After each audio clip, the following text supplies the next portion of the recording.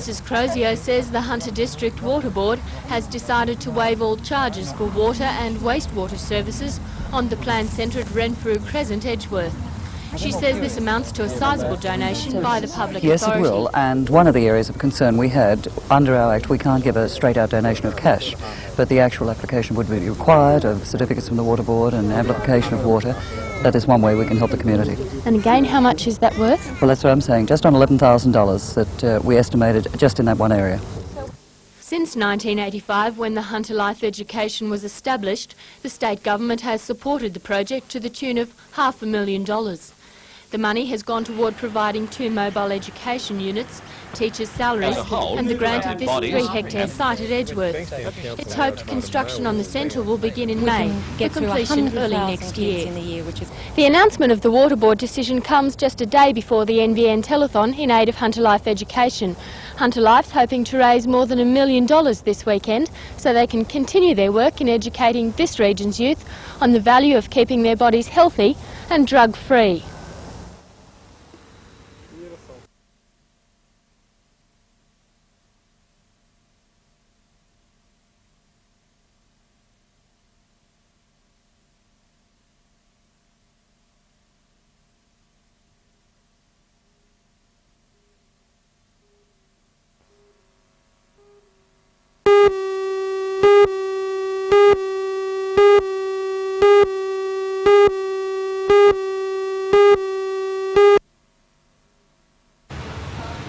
The changes must still go through Parliament, but the police hierarchy is confident that they will be passed. Community policing, as the new scheme is called, is already working in Houston, Texas. New South Wales Police visited there last year, and according to Deputy Commissioner Nixon, they have the runs on the board, with a cut in street crime over 3 years of 50%. The new structure will see 4 regions established, with each Deputy Commissioner responsible for all facets of work in that area. At present, divisions such as crime, traffic and fraud are headed in Sydney. 2 new police districts in the northern region will also be created in Maitland and Port Macquarie. Community policing also involves officers being responsible for a geographic area. Constables at Belmont, for example, will be responsible to the sergeant, who is answerable for the Belmont area. All sergeants report to head office in Newcastle, which in turn is responsible to the Deputy Commissioner in Hornsby. This is where we'll see the change, with more police on the beat. Chief Superintendent Noonan says work has already begun here in Newcastle to clean up the streets. Another change will be a greater emphasis on domestic violence. Mr Nixon says the concern about these crimes has prompted the police department to change its priorities. Because we believe that our present system is not progressing. We can't see, as we move on to the 21st century, that we're on the right track. And only by the responsiveness to the needs of the public and gaining the assistance of the public can we be successful. Because law and order is one of the most important issues that there is in Australia.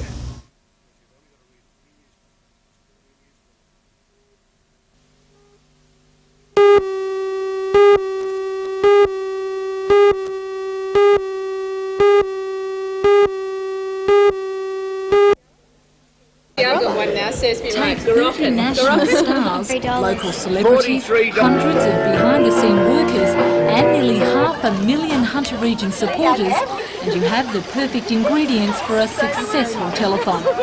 For 24 hours over the weekend, the NBN studios buzzed with excitement and action, urging everyone to give generously. And it seems no one was to be disappointed.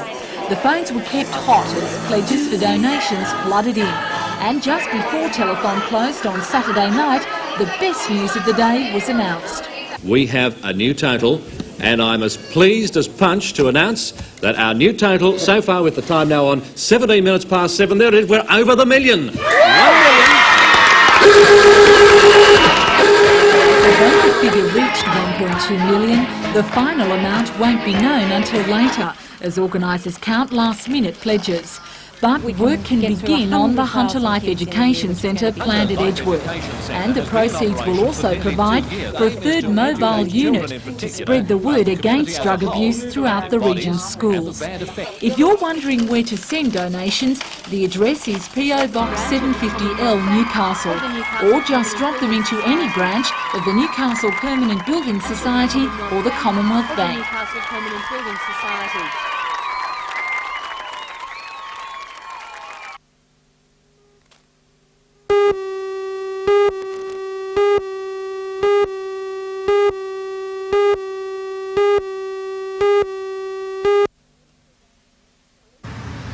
Police were random breath testing at York Street, East Gosford about 1:20 Saturday morning. It's alleged a BMW driven by Ronald James Smith of Empire Bay Road, Kincumber South, failed to stop. A police chase followed. This vehicle was pursued along the entrance road, then into Avoca Drive, and when near a roundabout at Kincumber, the police vehicle was rammed.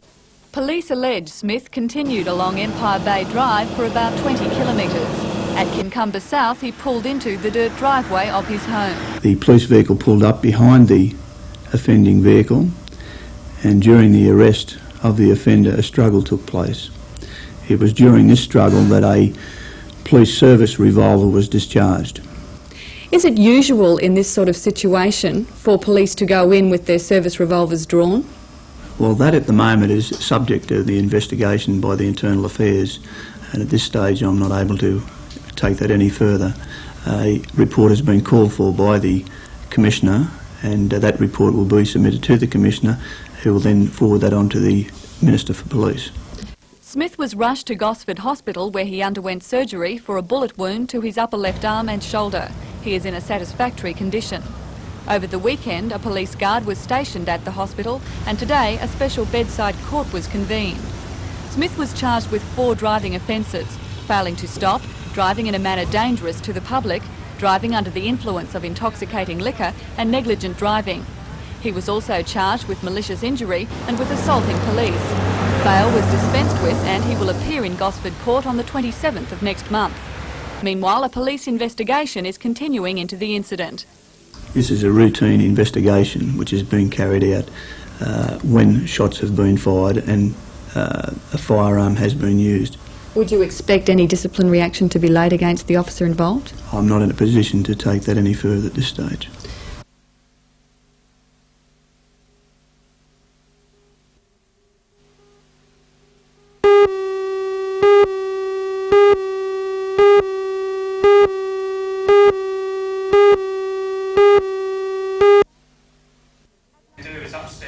At last night's council meeting, Lake Macquarie aldermen were given a summary of the proposed $3 million Lake Macquarie Bicentenary Centre by the developer. A master plan showing the complex, complete to all stages, with a multi-purpose hall, a drama theatre and a sports hall was displayed. But last night, aldermen were asked only to consider Stage 1, the multi-purpose hall. It's to be built on the shores of Lake Macquarie at Spears Point. The developer claims the hall will seat 940, but recommends it will not be a venue suitable for professional entertainers. The multi-purpose hall will be best suited to seminars, conferences and community activities. While many of the aldermen expressed support for the development, they were concerned the design was trying to cater to too many diverse purposes. It was suggested extra money be voted by council to provide a hall of large dimensions, able to cater for professional companies and large indoor sporting events. An architect's report listing a number of groups already interested in booking the venue will now be submitted to council. The town clerk is to provide details of all costs of running the hall, at this stage estimated at $15,000 per annum, together with the projected yearly earnings of Stage 1 of the development. Council hopes to open the centre in April of next year.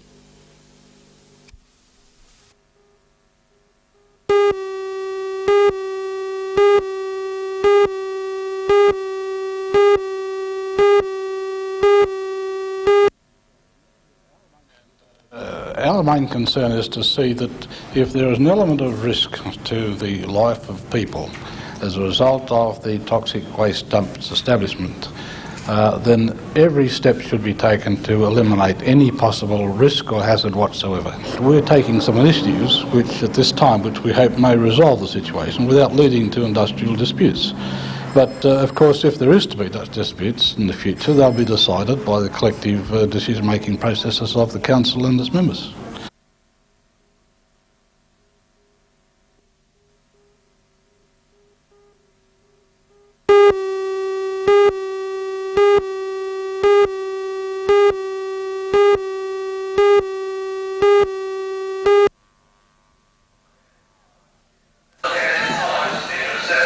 Say his win was expected, but Martin Vinicum, the Sydney rider, bits the field by a margin of almost 3 seconds. His time an outstanding 1 minute 4.78. Vinicum was not a shock winner by any means, as he had placed second in the world last year in Colorado to a German rider. In 1985 he placed third in that top level. Canberra's Mike Aisbrook finished second after really coming of age in the last 12 months. His country championship form here in Newcastle saw him win the pursuit and points race. Darren King, the 2-times junior national sprint champion, was next. He has proved now his worth with the big boys. Then came Al Craig Chapman, not disgraced but no doubt staggered at Vinicum's superb time. The equipment has certainly changed, looking like it comes from outer space these days. But the talents of Australian riders remains with the best in the world.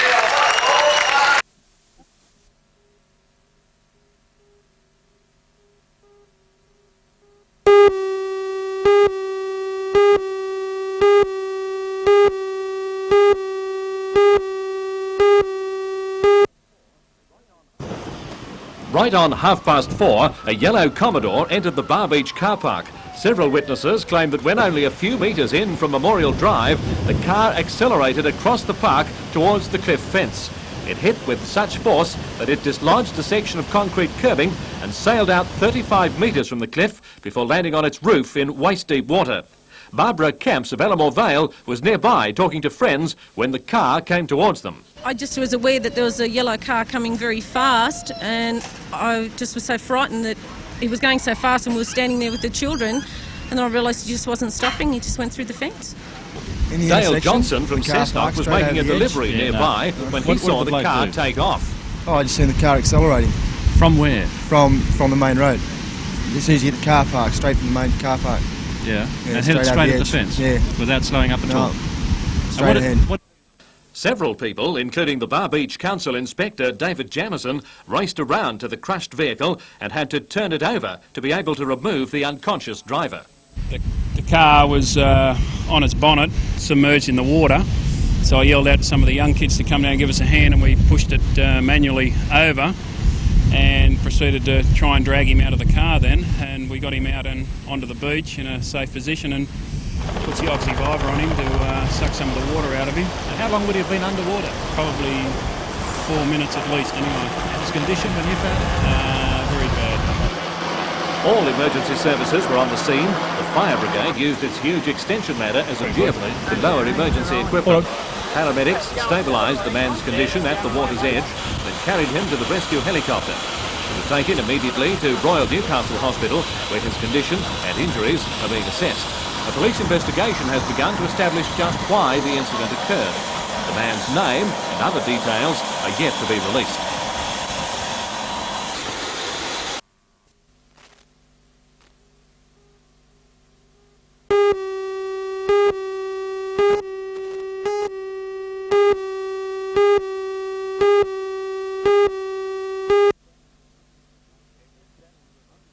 It was standing room only in the council chambers last night as aldermen debated the future of the pavilion. Many of the people there were supporters of the present leaseholder Lloyd Moffat. The lease aroused concern from Bar Beach residents who complained about rowdy behaviour after late-night weekend discos. The new resolution passed last night calls for the premises to close by 1 a.m. and for the beach kiosk to open between 10 a.m. and dusk during summer. Lloyd Moffat was unsure what his next step would be after last night's decision. Oh, quite disappointed, especially when, have 3,000 people voting for it with the petitions and lots more. They're just going to keep supporting me, but I was quite disappointed actually. Will you be retendering in August? Oh, I'll have to look at the conditions and think about it again. The tender motion was passed when independents joined the Labor faction after it had been amended. But 3 aldermen asked that their opposition to the decision be recorded. The tenant here deserves an expectation that his business can continue. It's a business he's built up, and I can't see any reason why council should not have entered into negotiations to renew a lease with him on conditions stipulated by council. If Lloyd Moffat wins the new 10-year lease, he intends to spend $160,000 on renovations. Any new lessee would have to pay substantially more to refit both the restaurant and the kitchens. Despite these added costs, it's known that some other groups are interested in the site, perhaps to form a joint venture development with the council.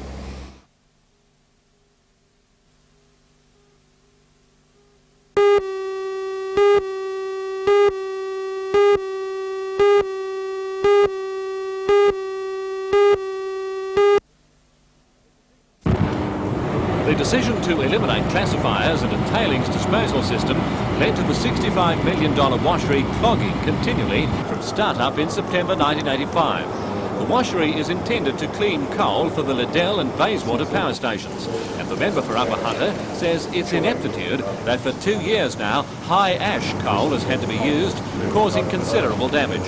It was Mr Fisher's persistent questioning throughout last year which led to the commissioning of the report, which confirmed that retrofitting of the omitted equipment will cost almost $6 million and take 6 months to complete. However, Energy Minister Cox said a final decision on whether or not to put in the classifiers will not be rushed. The problem arises because there's greater pulverising of coal on conveyors than was originally envisaged, leading to fine particles clogging the works.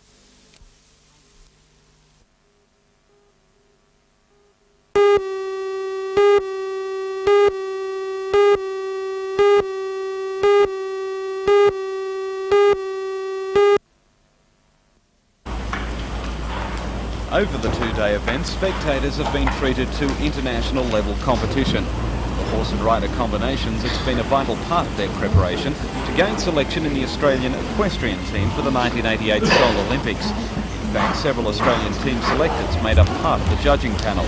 From these championships, some of the riders, like Heath Ryan, travelled to New Zealand for the national 2-day event held in Taupo on the South Island.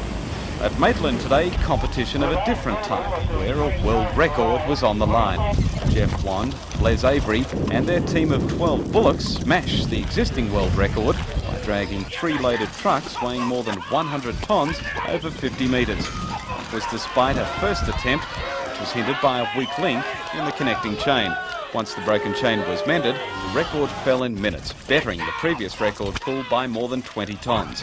For the organisers, it was a momentous end to the weekend's Road Pageant 87, which celebrated 199 years of transport in the region. But for the bullocks, the record haul was no different to a day's work pulling logs out of the forest near Clarencetown. Money raised from the 2-day pageant will go to the children's ward at Maitland Hospital. And at Cessnock Showground today, more fundraising, this time in the form of a rodeo. Rodeo stars from around Australia gave their time and showed off their skills to raise money for the 5 Hunter Valley people chosen in the Australian Special Olympics team, which will compete in America in July. Mark Turnbull, Glenn Dowie and Neil Henderson have been chosen in the soccer team, while Glenn Rose from Maitland will compete in the swimming and Ruth Campbell in athletics. And for such a worthy cause, the rodeo stars didn't mind taking a few tumbles.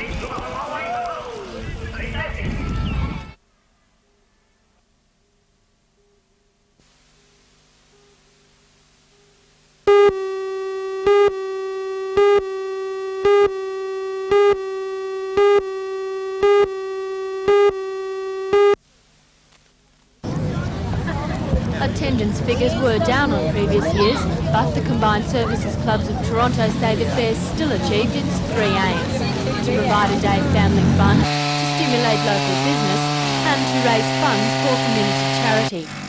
The National Rock Vaulting Championships held at the fair attracted a constant crowd. Last year's winners, Myuna Collieries, lost their crown to the Newcomb Collieries team of John Bridge and Jeff Craft. For them, a first prize of $2,000 and the national title. Best exhibitor at the fair was Curlewood Furniture. But all displays, which featured the latest in consumer products, recorded strong interest by the passing crowd. Passing overhead, almost constantly for the 2 days, was the Helicruise helicopter. taking people on a joy flight over the fair site and around Lake Macquarie. Organisers say the last of the exhibitors will pack up early tomorrow morning. And as the last visitors were straggling out last night, Toronto Apex, Rotary and Lions clubs were already making plans for next year's fair.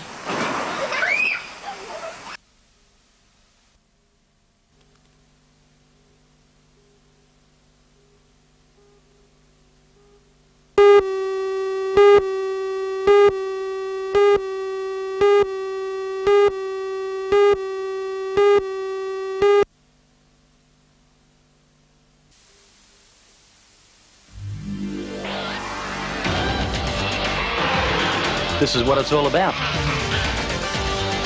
The sharp end. That's what I joined for.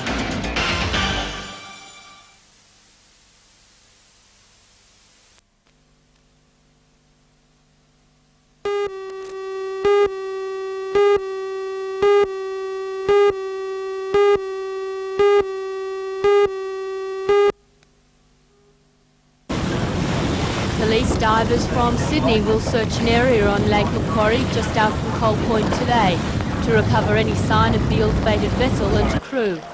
About 7 o'clock last night, a luxury cruiser, the Sonata, was returning to shore when it was struck astern. Those on board the Sonata flashed lights on the area of impact and saw a small half-cabin vessel as it was sinking. They were unable to assist as it disappeared within 15 seconds. There was no sign of the people on board. The Westpac helicopter and police launches from Belmont and Toronto searched the area well into the night. All they recovered, however, were a fishing reel, some gloves, some small debris and a cover from an inboard motor. Police did not know how many people were on board the stricken vessel. Nothing. They didn't see a person on board. And you've no idea how many might be down? They got no idea whether there's anyone in it or not. There's no idea whatsoever. For ambulance and rescue services waiting on shore, there was little to do.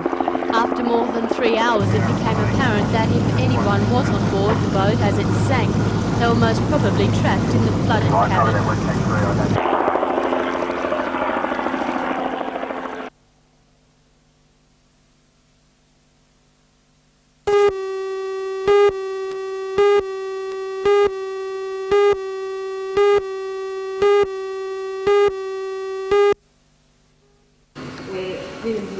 Ellen Rose was a foundation member of the Newcastle Women's Electoral Lobby.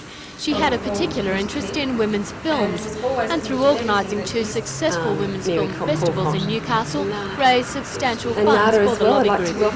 But tragically, Ellen died in a car crash last year. The lobby decided to commemorate her with a scholarship to encourage mature-aged women to enter tertiary studies. The inaugural winner of the scholarship was Kim Bede, who's now in her first year of a Bachelor of Arts degree at the University of Newcastle. The award was presented to her by Ellen's son David. Vicky Lloyd of the Women's Electoral Lobby explains what the scholarship achieves. What we're trying to encourage here is women to have the confidence and, when they need it, the financial boost to change their career paths and their place in society. And one of the ways that this can happen is through education. Until women get the qualifications, they can't really apply for the jobs and be competing with men.